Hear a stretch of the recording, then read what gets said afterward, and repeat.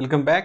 तो P type semiconductor के बारे में हमें पढ़ना है। अभी एन टाइप सेमीकंडक्टर हमने पिछले वीडियो में कंप्लीट कर दिया है। लॉजिक काफ़ी हद तक वैसा ही है, लेकिन थोड़ा सा परिवर्तन है। देखेंगे क्या परिवर्तन होने वाले हैं। जरा देखो यहाँ पर जैसे हमारे पास एक प्योर सेमीकंडक्टर है। मान लीजिए ये बॉन्डिंग वाला स्ट्रक्चर हमने बना रखा है। इसमें हर सर्किल एक सिलिका के आइटम को रिप्रेजेंट कर रहा है, यानी कि ये प्योर सेमीकंडक्टर का हिस्सा है। अब हम क्या करते हैं, हमने इसके अंदर एल्यूमिनियम मिला दिया। ये हमने कुछ एल्यूमिनियम के एटम हैं जो मिला दिए यहाँ पर।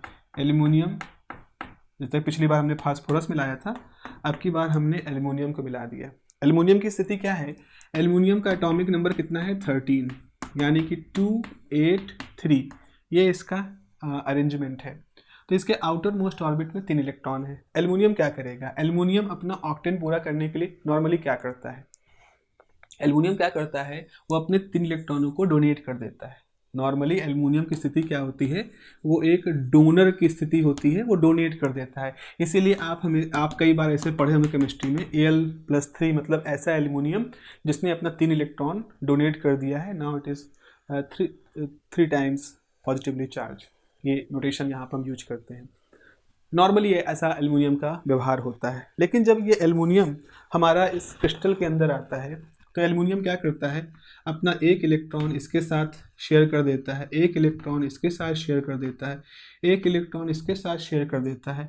ये एटम अपना इलेक्ट्रॉन यहाँ बढ़ाता है, बट यहाँ शेयरिंग के लिए कुछ भी नहीं है। Now there is a gap.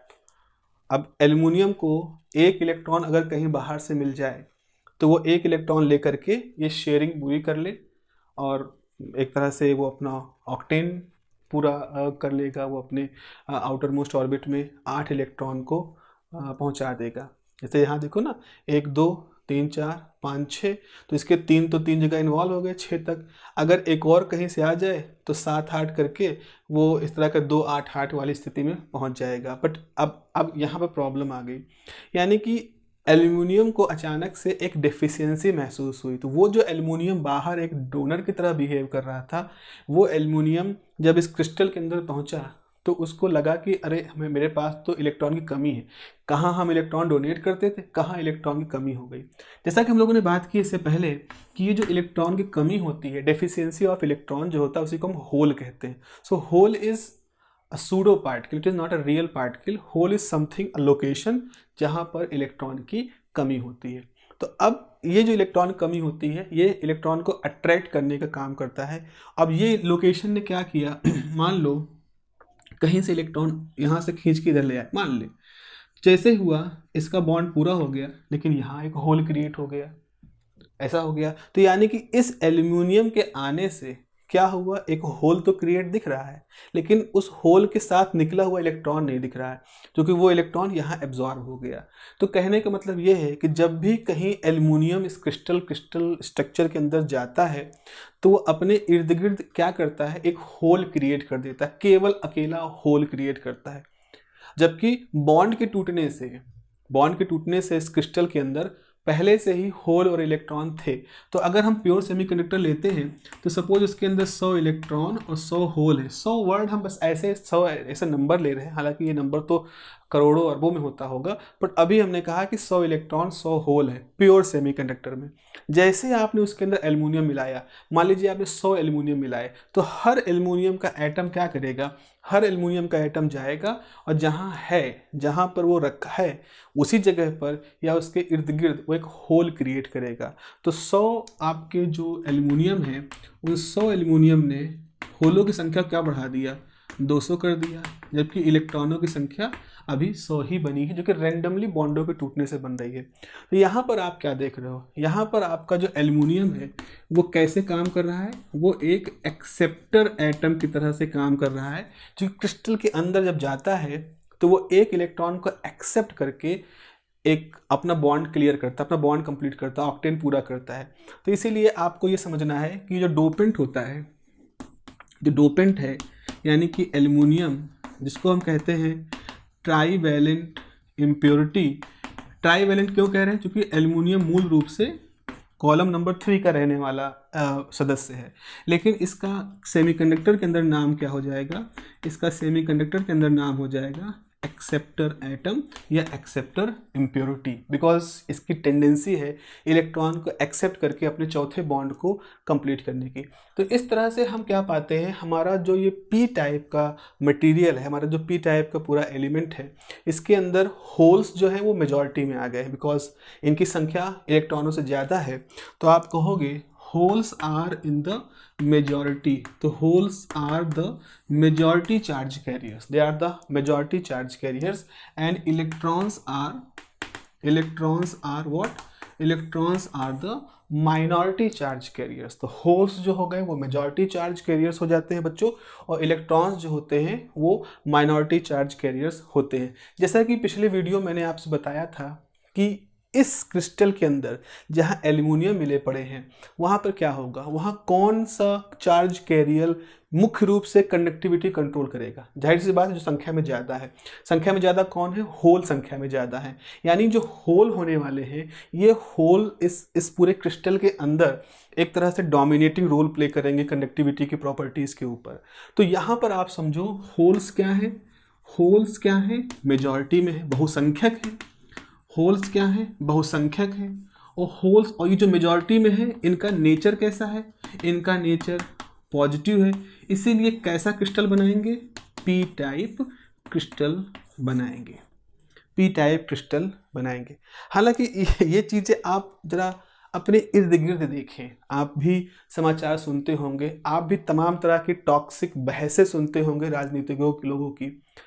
अब यूट्यूब है और यहाँ पर ऑफलाइन क्लास होती तो मैं बता देता और मैं कह देता इस चीज़ को, but online is a very, it's not a good for me even frankly, कि यही इस समय पूरी राजनीति का एक तरह से आधार है।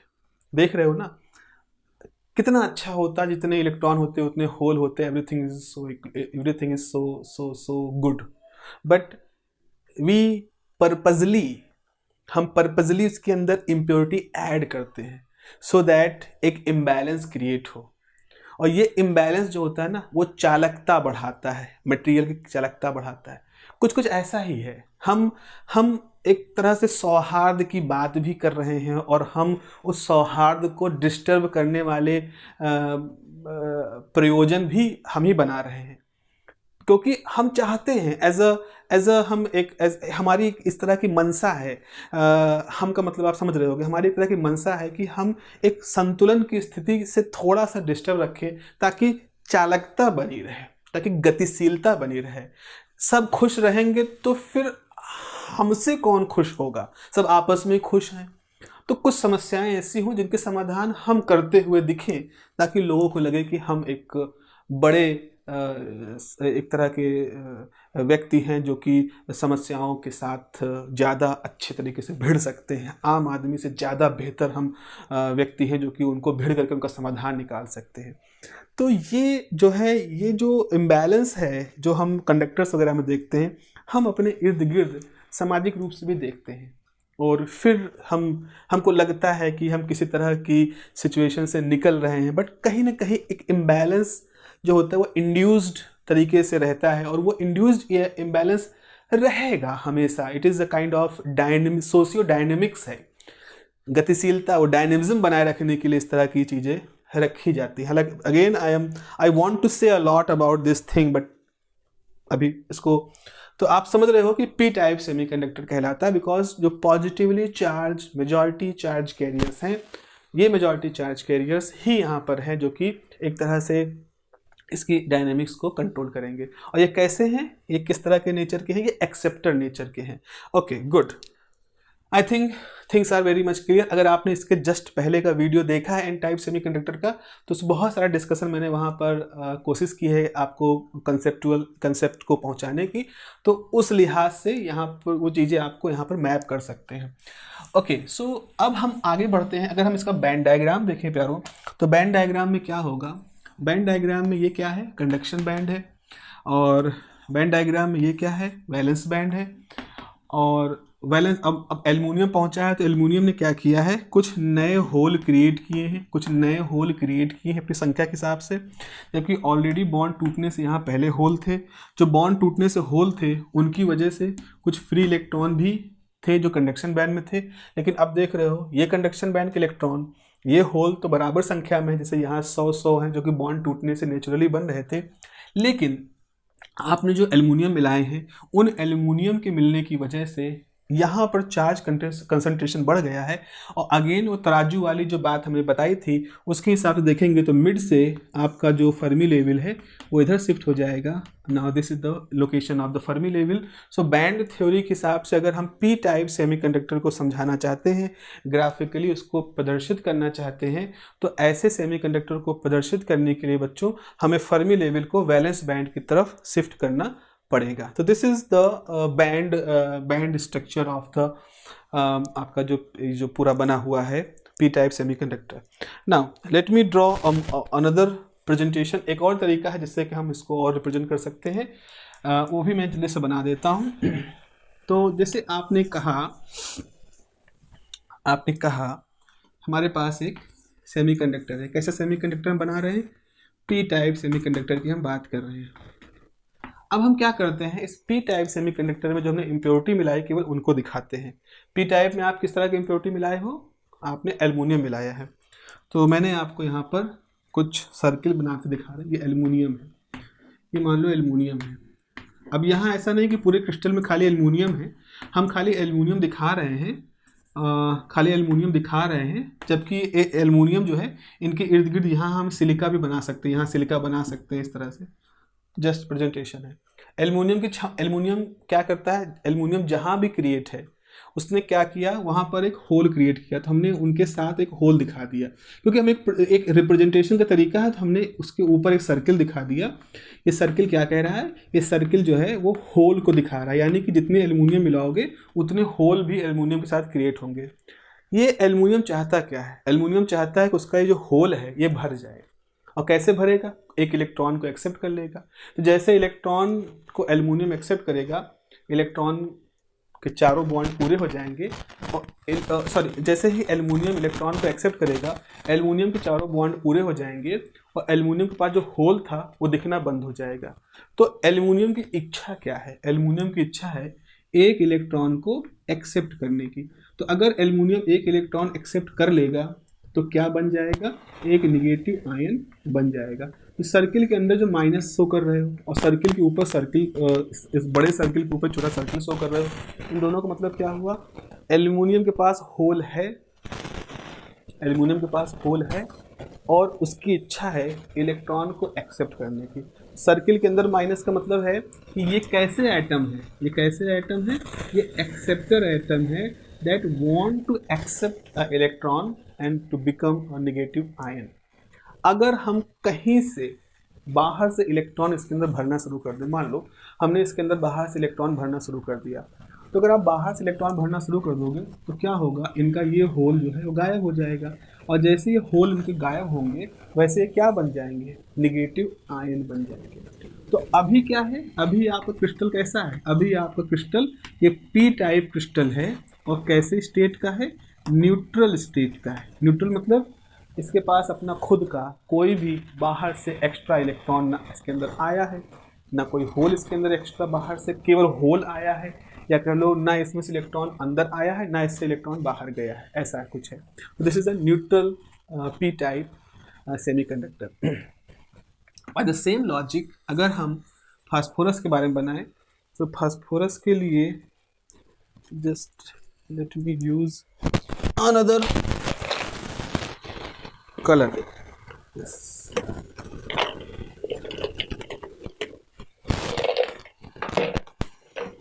देखिए, तो अगर हम फास्फोरस को शो कर रहे हैं तो ये हमारे पास फास्फोरस है, मान लो ये सर्किल हमने फास्फोरस के बनाए हैं।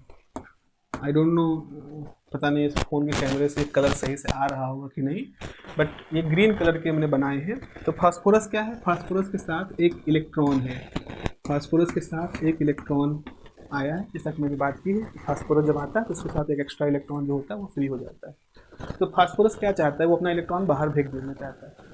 तो उसकी टेंडेंसी क्या है, इलेक्ट्रॉन को डोनेट करने की। तो ये डोनर एटम है, तो इसके अंदर सर्किल के अंदर आप क्या बना दोगे, सर्किल के अंदर आप प्लस बना दोगे। तो ये एन टाइप सेमीकंडक्टर है, न्यूट्रल है, और इसकी टेंडेंसी क्या है, ये आपका डोनर एटम है।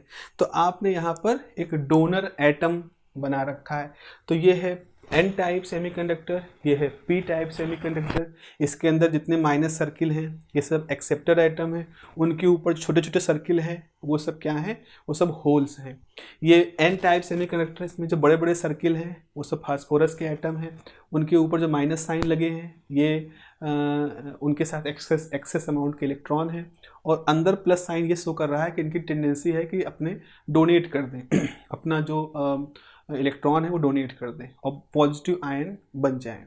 अब सवाल होता है क्या होगा अगर हम ये पी टाइप और एन टाइप मिला दें, क्योंकि एक तरफ सोचो ये भूखे हैं सारे एटम जो इलेक्ट्रॉनों की चाह रख रहे हैं, ये बेचारे ऊबे हुए हैं, एकदम परेशान हैं अपने पास रखे हुए इलेक्ट्रॉनों को, इनके पास इलेक्ट्रॉन अधिकता है, छुटकारा पाना चाहते हैं, इनके पास इलेक्ट्रॉन की भूख है, कहीं से इलेक्ट्रॉन पाना चाहते हैं। तो अगर आप इन दोनों को मिक्स कर दें तो कुछ बड़ा ही इंटरेस्टिंग हमारे सामने हो जाएगा। डेफिनेटली इनको मिक्स करने से हमारे सामने कुछ बड़ा इंटरेस्टिंग फिनोमिना होगा, और वो फिनोमिना जो होता है वो डिवाइस का रूप ले लेता है, और उस डिवाइस का नाम है पीएन जंक्शन डिवाइस। तो जो पीएन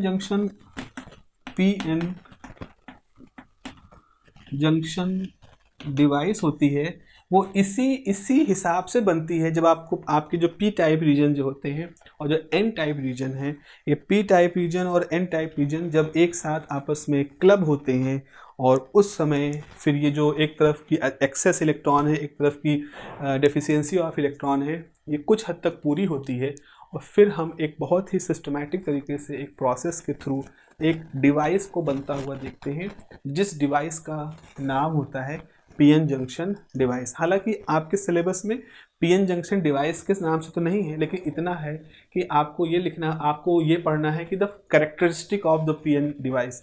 ये सोच के चल रहे हैं कि आपने 12th में पीएन जंक्शन डिवाइस के बनने को पढ़ा है, इस वजह से वो सीधे कैरेक्टरिस्टिक पे आते हैं। But my personal